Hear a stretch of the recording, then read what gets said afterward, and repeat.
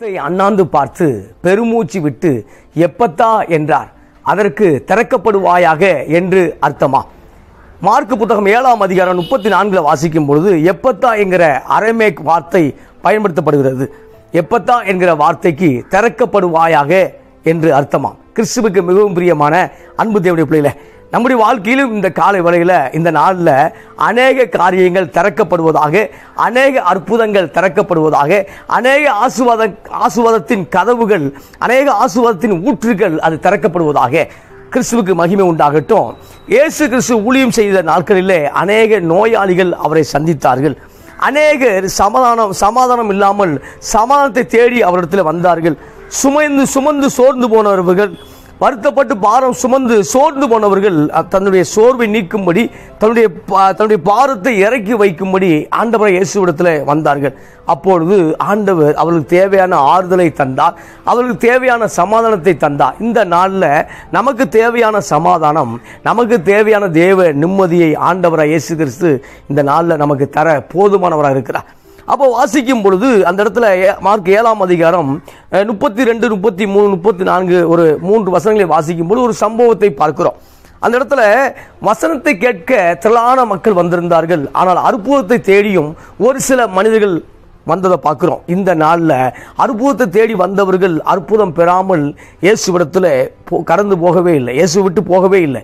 ஆனால் திருச்சபைக்கு வருகிறவர்கள் அற்புதத்துக்காய் வருகிறவர்கள் சில அற்புதத்தை பெற்றுக்கொள்ளாமல் போனார்கள், போய் கொண்டிருக்கிறார்கள். ஆனால் இயேசுவை தேடி வந்தவர்கள், அந்த நாட்களில் இயேசுவை பார்க்க வந்தவர்கள் ஒருவனும் ஒருத்தியும் அற்புதத்தை பெற்றுக்கொள்ளாமல் போகவில்லை.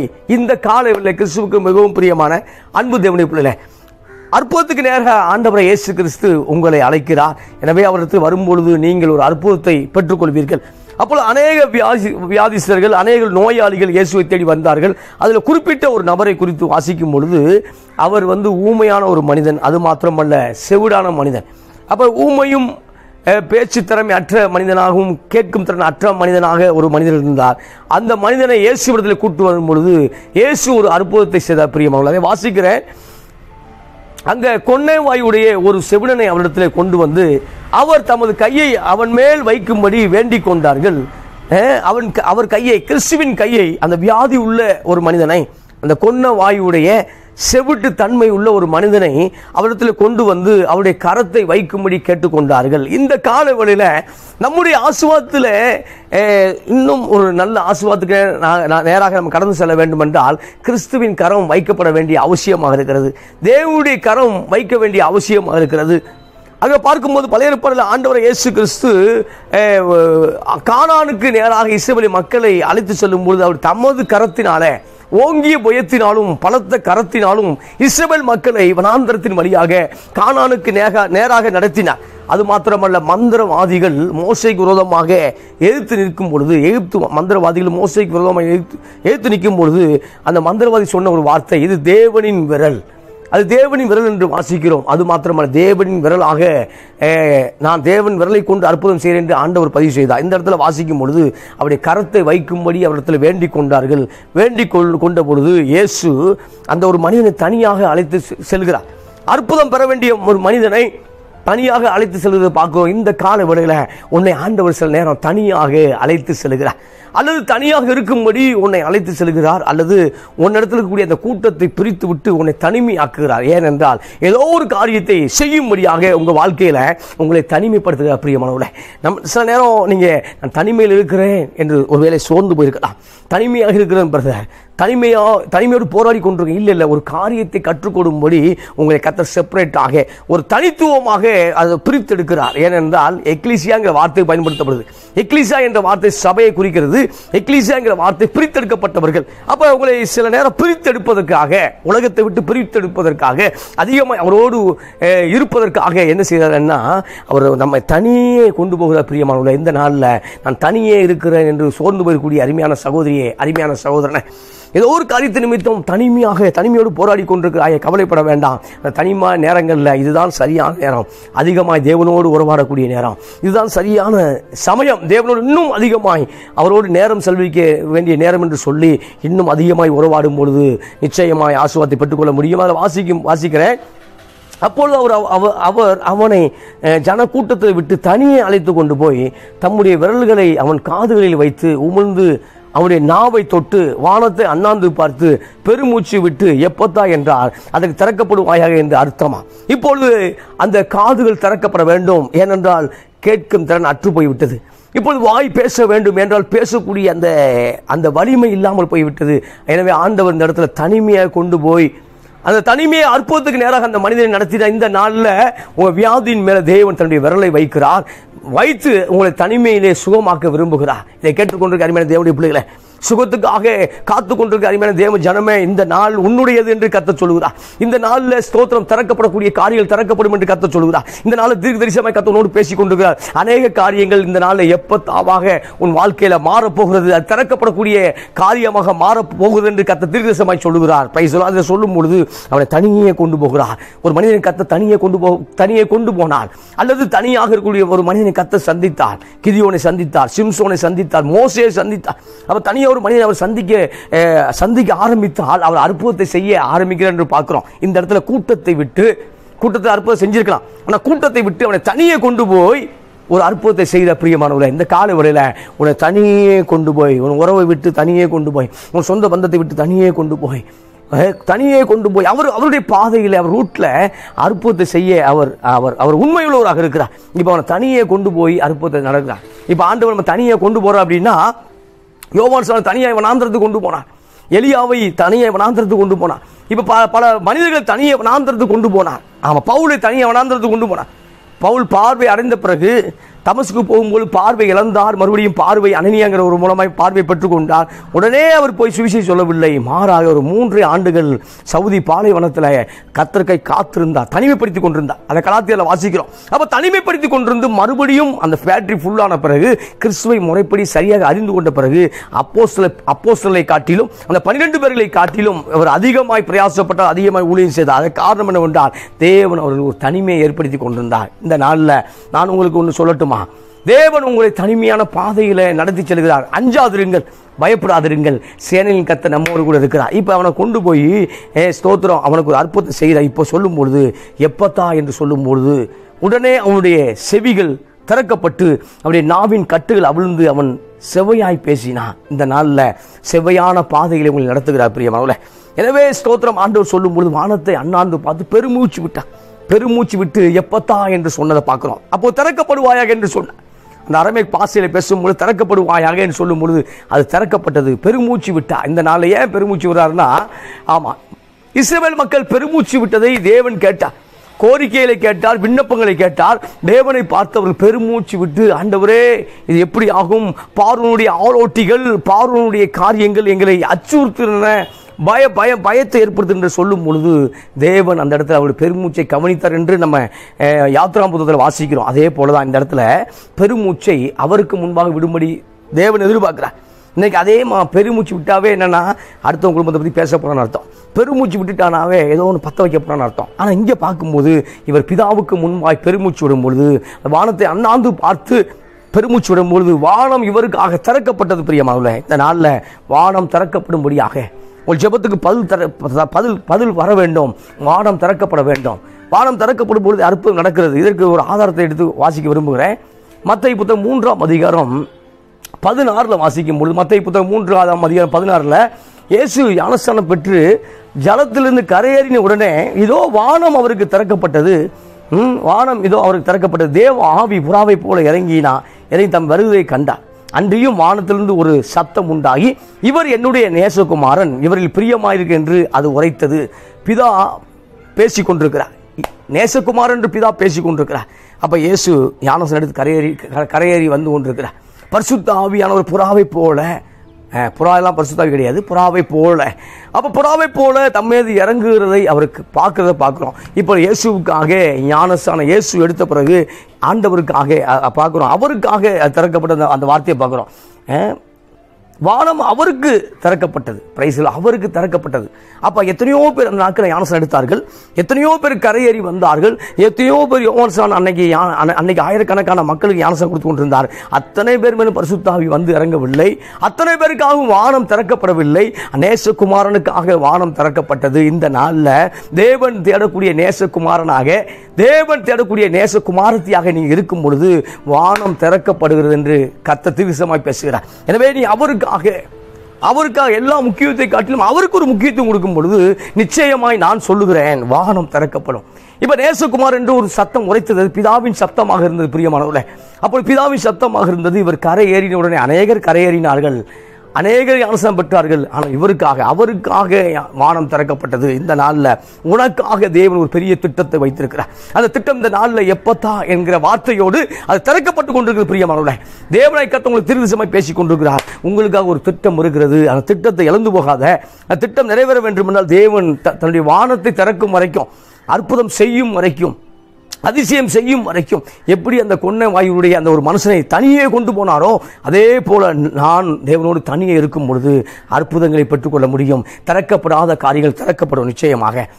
எனவே அதில் வாசிக்கிறோம், தேவன் தனியே கொண்டு போனார். வனாந்தரத்தில் ஆவியானவர் கிறிஸ்துவை சோதிக்கப்படும்படி, சோதனைக்காரன் வர்றான், பிசாச சோதிக்க வர்றான். இப்ப சோதனைக்காரன்ட்ட இவர் ஜெயிக்கும்படி, இந்த டாஸ்கை ஜெயிக்கும்படி ஆவியானவர் வனாந்தரத்துக்கு நேராக, ஆள் நடமாட்டம் இல்லாத இடத்துக்கு நேராக, அந்த பாலைவனத்துக்கு நேராக இயேசுவை கொண்டு போய் அந்த இடத்துல உபவாசம் இருந்து ஜெயிக்க சில காரியத்தை கற்றுக் கொடுத்ததை பார்க்கிறோம். அதே பரிசுத்த ஆவியானவர் இந்த நாளில் இயேசுவின் மூலமாக உங்களை இன்னும் நிச்சயம் நடத்த போதுமானவர் இருக்கு. அதே பரிசுத்த ஆவியானவர் இன்றைக்கு வானம் திறக்கப்படக்கூடிய அளவுக்கு உங்களுக்குள்ள கிரியை செய்ய வேண்டும் என்றா, நேசகுமார் என்கிற சத்தத்தை நான் கேட்க வேண்டும், நேசகுமாரத்தி என்கிற சத்தத்தை நான் கேட்க வேண்டும். அந்த சத்தத்தை கேட்க வேண்டும் என்றால் நான் தனியே இருக்க வேண்டும். தனித்திருக்கும் பொழுது நிச்சயமாய் அற்புதத்தை நான் பெற்றுக்கொள்ள முடியும். அதில் வாசிக்கிறேன், வெளிப்படுத்த விசேஷம் 3:18 வாசிக்கும் பொழுது, உனக்கு கொஞ்சம் பலன் இருந்தும் நீ என்னை மறுதலிக்கவில்லை, எனவே உனக்கு திறந்த வாசல் உனக்கு முன்பாய் வைத்திருக்கிறேன், அதை ஒருவனும் பூட்ட மாட்டான். வெளிப்படுத்த விசேஷம் 3:8 வாசிக்கிறோம்.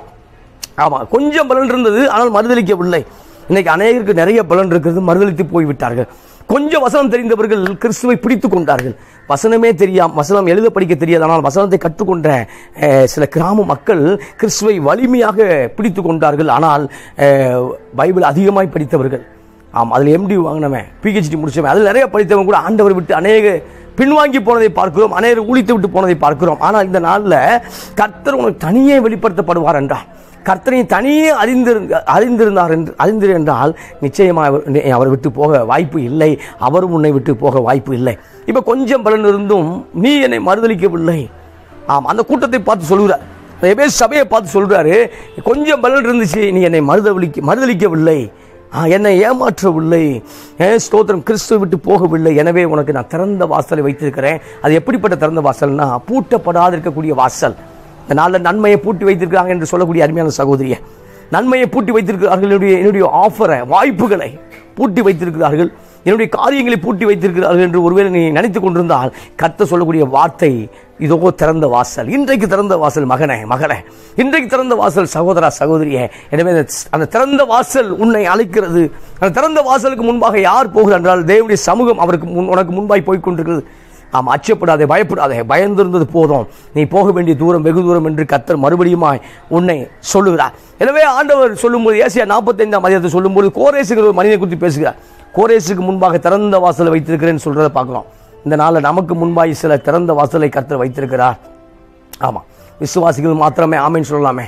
எனக்கு ஒரு நல்ல ஆமேன் கிடைக்குமா? Praise the Lord. அப்ப கோரேசுக்கு முன்பாக ஒரு திறந்த வாசலை வைத்திருக்கிறார். இந்த நாளில் கோரேசை காட்டி நமக்குள்ள ஒரு பெரிய அபிஷேகம் இருக்குது பிரியமானவர்களே. எனவே ஸ்தோத்திரம் எடுக்கிறேன். ஏசாயா 45 அதில் 1 வாசிக்கும் பொழுது, கோரேசுக்கு முன்பாக, நான் அபிஷேகம் பண்ணின கோரேசுக்கு முன்பாக திறந்த வாசலை வைத்திருக்கிறேன். அதில் என்ன எப்படின்னா,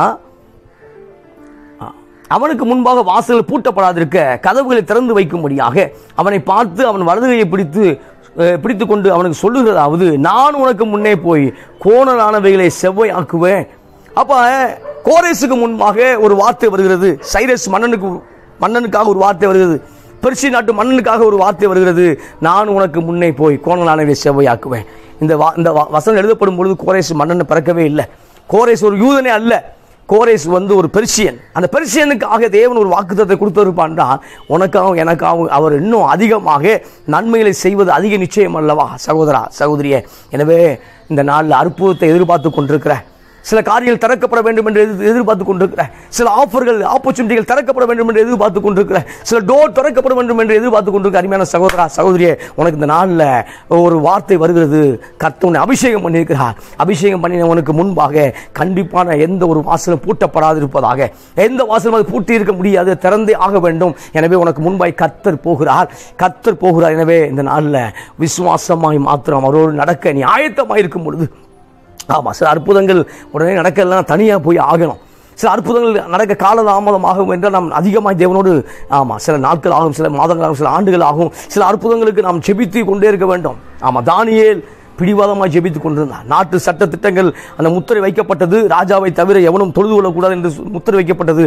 அதை தானியேல் அறிந்திருந்தும் ஜெபித்ததை பார்க்கிறோம். எனவே சிங்கத்தின் கெபியில போடப்பட்ட ஒரு சூழ்நிலை வந்தாலும் அங்கேயும் ஜெபித்துக் கொண்டிருந்தான். இந்த கால வேளையில் அக்னி சூளையை பார்த்து ஒருவேளை பயந்திருக்கலாம், சிங்க கபிகளை பார்த்து பயந்திருக்கலாம், ஏதோ ஒரு காரியத்தை பார்த்து பயந்து போதும் என்று ஒரு முடிவுக்குள்ளாக வந்திருக்கலாம். இல்லை, உன்னை கொண்டுதான் சகோதரா, உன்னை கொண்டுதான் அந்த பகுதியில் ஒரு அசைவை உண்டு பண்ணும்படி தேவன் விரும்புகிறார். பைசலார். எனவே கோரேஸுக்கு முன்பாக, கோரேஸ் என்கிற மன்னனுக்கு முன்பாகவே, ஆமாம், இது ஒரு யூத ராஜாக்களுக்காக வார்த்தை அல்ல, பெர்சிய நாட்டு மன்னனுக்காக ஒரு வார்த்தை வருகிறது. குறிப்பாக சொல்ல போனவென்றால் பெர்சியர்களுக்கு தான் இவர்கள் அடிமையாக இருக்கிறார்கள். பாபிலோன் அடிமையாக்கப்பட்டவர்கள். பாபிலோனுடைய ராஜ்யம் மாறும் பொழுது பேர்சியத்துக்கு அடிமையாக்கப்பட்டிருந்தார்கள். அப்போ அடிமையாக்கப்பட்ட யூதர்களை ஆண்டது யார் அப்படின்னா கோரேஸ் தான். அப்போ கோரேஸுக்கு முன்பாக சபிக்கப்பட்ட வார்த்தை அல்ல, ஆசீர்வதிக்கப்பட்ட வார்த்தை வருகிறது. எனவே இந்த நாளில் நீ சபிக்கப்பட்டிருக்கிறேன், நான் ஏமாற்றப்பட்டிருக்கிறேன், எனக்கெல்லாம் ஆண்டவர் அற்புதம் செய்வாரா என்று ஒருவேளை தூரமாய் நின்று கொண்டு கிறிஸ்துவை பின்பற்றி கொண்டிருக்கிற அருமையான சகோதரா, தூரமாய் நின்று கொண்டு திருச்சபை கவனித்துக் கொண்டிருக்கிற அருமையான சகோதரா, கர்த்தர் சொல்லுகிறார், நீ தூரமாய் இருக்க வேண்டாம், நீ மறுபடியும் அருகிலே வரும் பொழுது, தம்மை தேடி வருகிறவர்களை அறிந்திருக்கிறார். எனவே இந்த நாளில் உனக்கு அற்புதங்களை அவர் செய்ய அவர் ஆயத்தம் உள்ளவராக இருக்கிறார். அப்போ கோரேஸை பார்த்து சொல்லும் போது என்ன சொல்றார் அப்படின்னா, நான் அபிஷேகம் பண்ணப்பட்ட கோரேஸ். அப்போ கோரேஸில் ஒரு அபிஷேகம் இருக்கிறது. அந்த அபிஷேகம் இருக்குன்னா என்ன அபிஷேகம்? பிதாவின் அபிஷேகம். அந்த அபிஷேகம் இருந்தாவே கோரேஸுக்கு முன்பாக எந்த கதவும் பூட்டப்பட முடியாது. அதுக்கப்புறம் கோரேஸ் அப்படியே இல்லை, அந்த கதவு திறந்த உடனே என்ன நடக்குது அப்படின்னா, புதையல்களையும் பொக்கிஷங்களையும் கோரேஸுடைய கண்கள் பார்த்தன, அதிசயங்களையும் அற்புதங்களையும் கோரேஸுடைய கண்கள் பார்த்தன. இந்த நாளில் அற்புதங்களும் அதிசயங்களையும் தேடி நீ போக வேண்டிய அவசியம் இல்லை. அதை தேடிக்கொண்டிருக்க வேண்டாம், வாய்ப்புகளை தேடிக்கொண்டிருக்க வேண்டாம், நல்ல ஆஃபரை நீ தேடிக்கொண்டிருக்க வேண்டாம். உன்னை படைத்தவர், உன்னை உருவாக்கினவர், அவரை நீ தேடும்போது நிச்சயமாக நமக்கு சபையில் ஆத்துமாக்களை கொண்டு வந்து சேர்ப்பார். ஊழியனே, சபையில் தேவன் ஆத்துமாக்களை கொண்டு வந்து சேர்ப்பார். ஊழியனே, உன் தேவையை கர்த்தர் சந்திப்பார். ஊழியக்காரனே, விசுவாசியே, உன் தேவையை கர்த்தர் சந்திப்பார். எலியாவை சந்தித்தார் என்றார். எலியாவை காகத்தை கொண்டு போஷித்தது உண்மை என்றார். இந்த நாளில் சாரிபாத் புதவை மூலமாக எலியாவை காப்பாற்றினது உண்மை என்றார். இந்த நாளில் நம்மை காப்பாற்றுவது அதிக நிச்சயம் அல்லவா, நம்மை நடத்துவது அதிக நிச்சயம் அல்லவா. Praise the Lord. எனவே இஸ்ரவேலுக்கு முன்பாக எந்த கதவும் பூட்ட முடியாது, கோரேஸுக்கு முன்பாக எந்த கதவும் பூட்ட முடியாது. எனவே உனக்கு முன்பாக எந்த கதவும் பூட்ட முடியாது, அது திறவுண்டே ஆகும். அது எப்பத்தான் என்று சொல்லி கர்த்தர் இந்த காலவெளியில் அதை திறக்குகிறார். என் பார்ட்னர் ஏமாத்திட்டார் சார், என் காரியம் ஏமாற்றப்பட்டது. இல்லை, மறுபடியும் எழுந்திருப்பதற்கு பல வாய்ப்புகள் இருக்கிறது கர்த்தரிடத்தில். பல வழிகள், பல திட்டங்கள் கர்த்தரிடத்தில் இருக்கிறது. கர்த்தர்ட்ட ஏபி மட்டும் பிளான் இல்லை, அது சிடி இசட் வரை போயிட்டே இருக்கு. அப்போ ஏகப்பட்ட பிளான்கள், திட்டங்கள் இருக்குது. நாம் மாத்திரம் கர்த்தர் சமூகத்தில் வரும்பொழுது நிச்சயமாய் அற்புதங்களை பெற்றுக்கொள்ள முடியும். இப்போ இஸ்ரவேல் மக்கள் கானானை சுதந்திரத்துக் கொள்ள வேண்டும். அப்போ அதற்கு அவர் யோர்தானை தாண்டினார்கள். யோர்தானுக்கு தாண்டும் போது அதுக்கப்புறம் பார்க்கும்போது எரிகோ பட்டணத்துக்குள்ளாக வந்தார்கள். எரிகோ பட்டணம் இஸ்ரவேலுக்கு முன்பாக பூட்டப்பட்டிருந்தது. இப்போ எரிகோ பட்டணம் இஸ்ரவேலுக்கு முன்பாக திறக்கப்பட்டிருக்கல, பூட்டி வைத்திருந்தார்கள். எரிகோ பட்டணத்தை தாண்டினால்தான் முழு கானானை பெற்றுக்கொள்ள முடியும். அதான் பார்டர். கன்னியாகுமரி மாதிரி வச்சுக்கோங்களேன். இப்போ இந்தியாவை சுதந்திரிக்க வேண்டும் என்று கன்னியாகுமரி மாதிரி ஒரு பார்டர், அல்லது ஜம்மு காஷ்மீர் மாதிரி, லடாக் பகுதி மாதிரி பார்டர். இப்போ அதை தாண்டினால்தான் முழு இந்தியாவுக்குள்ளாக வர முடியும். இப்போ பார்க்கும்பொழுது எரிகோ பட்டணம் தான் பூட்டப்பட்டிருந்தது.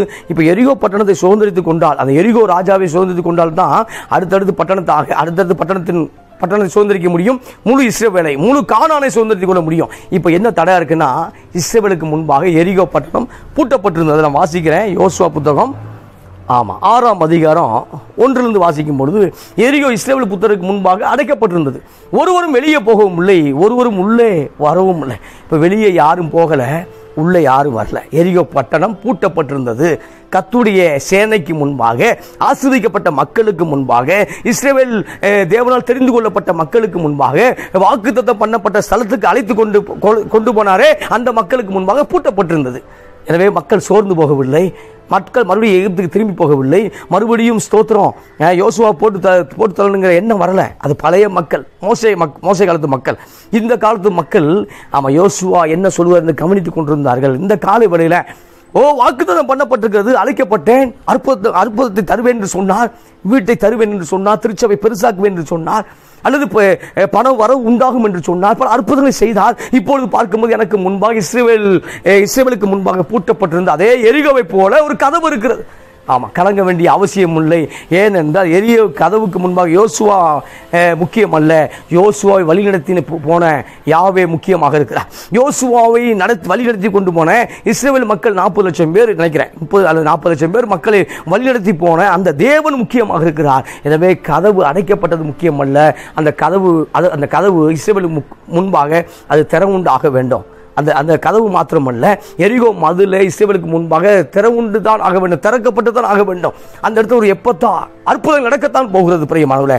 எனவே இந்த நாளில் பூட்டப்பட்டிருக்கா, வியாதியில மரித்து போன ஒரு பயம் இருக்கிறது, மரணத்தின் ஆவி போராடி கொண்டிருக்கிற ஒரு பயம் இருக்கிறது. சில ஆசீர்வாதத்தை பெற்றுக்கொள்ளாமே நான் மடிந்து விடுவேங்கிற ஒரு பயம் இருக்கிறது.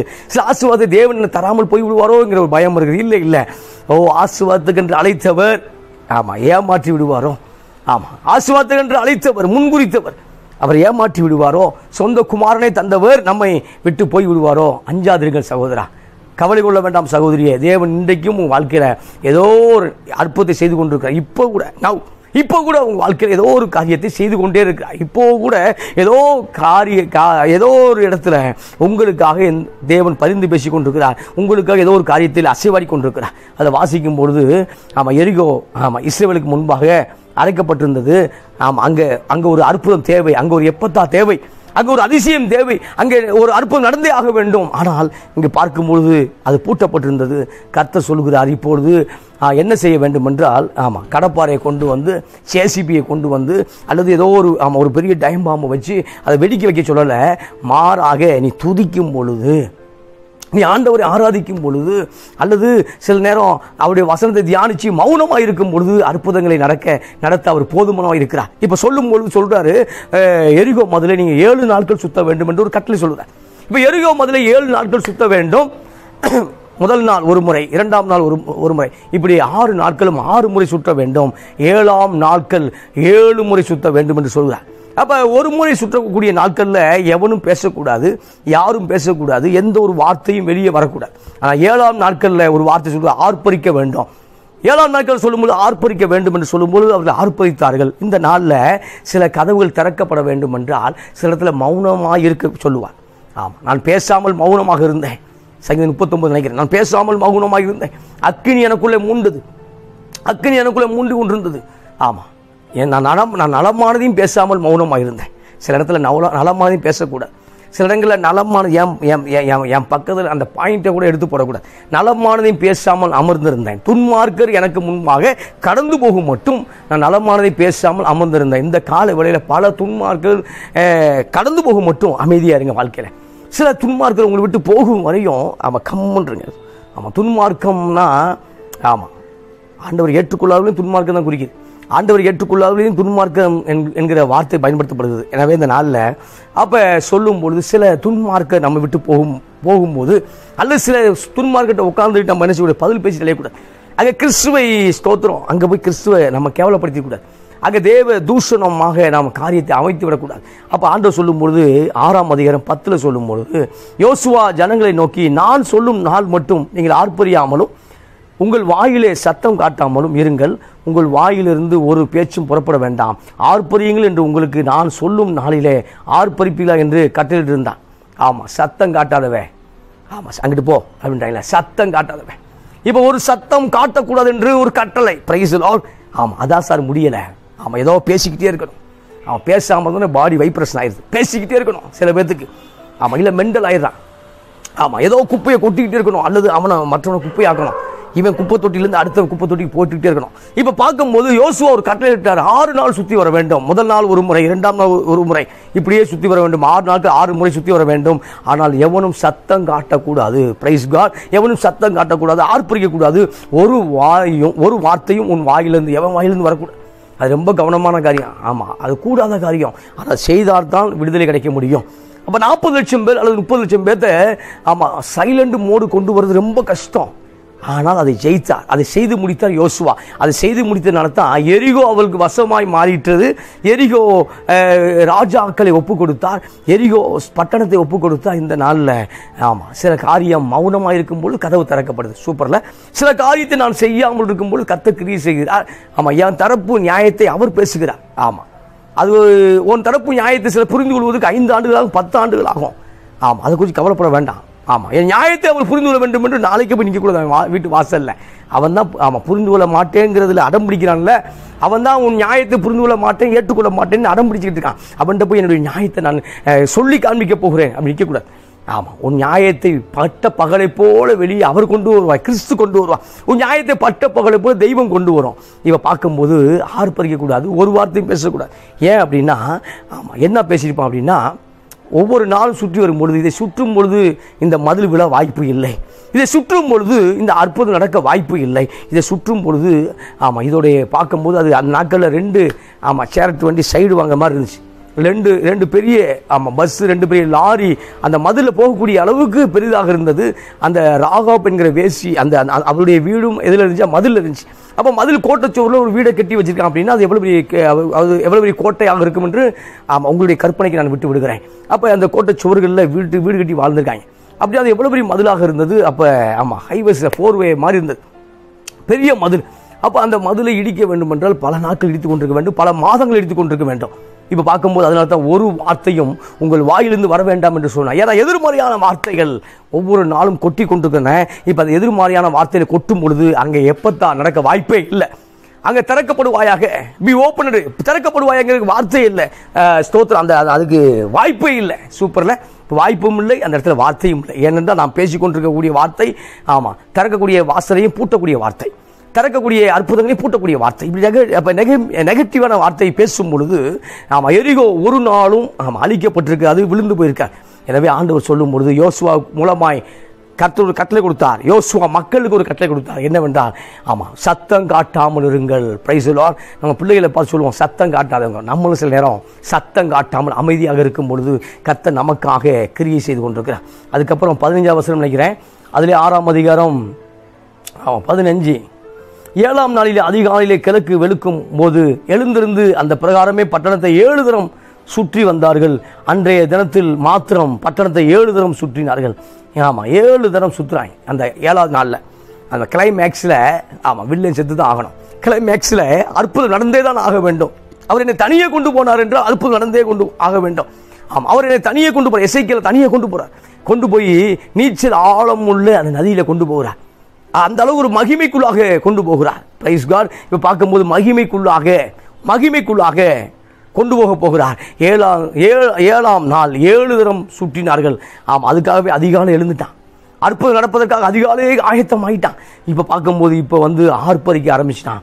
ஆமென். 7ஆம் ஆசிரிய எக்காலத்தை ஊதுகையில் யோசுவா ஜனங்களை ஆமாம் நோக்கி ஆர்ப்பரிங்கள், பட்டணத்தை கர்த்தர் உங்களுக்கு ஒப்பு கொடுத்தார் சொன்ன உடனே ஆர்ப்பரிக்க ஆரம்பித்தார். ஆமாம், எரிகோ மதில் ஆமாம் விழுந்து போனேன். ஆமாம், இன்னைக்கு கண்டுபிடிக்கிறான். எரிகோ மதில் அந்த பக்கம் விழுந்துருந்துச்சுன்னா அங்கிட்டு ஆமாம் சேதமாயிருக்கும், இந்த பக்கம் விழுந்தா இந்த பக்கம் சேதமாயிருக்கும். அப்போ பார்த்தா அந்த இடம் மட்டும் பூமி அதிர்ச்சி மாதிரி உள்ளே போயிடுச்சு. அப்போ ஆர்ப்பரிக்கும் பொழுது இதெல்லாம் சயின்ஸுக்கு ஆமாம் சயின்ஸ்லேயும் வராது, ஆமாம் எதுலேயுமே வராது. ஆமாம் சயின்ஸ்லேயும் வராது, வேதியிலையும் வராது, இயற்பியலையும் வராது.